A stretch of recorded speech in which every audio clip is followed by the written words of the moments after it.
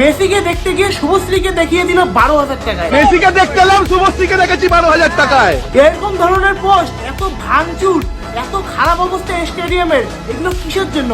একটাই কারণ, যে মেসিকে দেখার জন্য এত হাজারে হাজারে টাকা খরচা করলাম, বাট মেসিকেই দেখতে পারলো না সেই দর্শকরা। না মানে তোমরাই মনের সঙ্গে একবার ভেবে দেখো না, এত মানুষ এত টাকা পয়সাগুলো জমিয়ে জমিয়ে জমিয়ে জমিয়ে রেখেছিল যে তারা মেসিকে দেখবে, সেই টাকাগুলো দিয়ে যখন টিকিট কাটার পর যখন এরকম দেখে অবস্থা যে যার জন্য টিকিট কাটালো তাকেই আমরা দেখতে পারলাম না, তাহলে তো এরকম হবেই। তোমরা হয়তো এখন অনেকে বলবে যে ভিডিওর মধ্যে তো আমরা একদম স্পষ্টভাবে মেসিকে দেখতে পাচ্ছি, কিন্তু ভাই ভিডিওর মধ্যে যে হয়েছে না, ওটা ক্যামেরা দিয়ে একদম জুম করে নিউজ রিপোর্টার গুলো যে আছে একদম জুম করে মেসিকে দেখিয়েছে, কিন্তু ওখানে যারা যারা স্টেডিয়ামের মধ্যে ছিল তারাই জানে যে মেসিকে তারা কিভাবে দেখছে। ওরা তো আর এমনি আর স্টেডিয়ামের এরকম ভাঙচুর অবস্থা করেনি, 7 কারণে করেছে। কারণ ওরা টাকা জমিয়ে জমিয়ে জমিয়ে জমিয়ে এত খাটনি পরিশ্রম, কেউ তো ধরো লেবারিগিরি করে টাকা জমিয়ে মেসিকে দেখতে গিয়েছে। যখন সে টাকাগুলো দিয়ে টিকিট কাটার পর এরকম অবস্থা দেখে তার তো মনের মধ্যে খারাপ লাগবেই।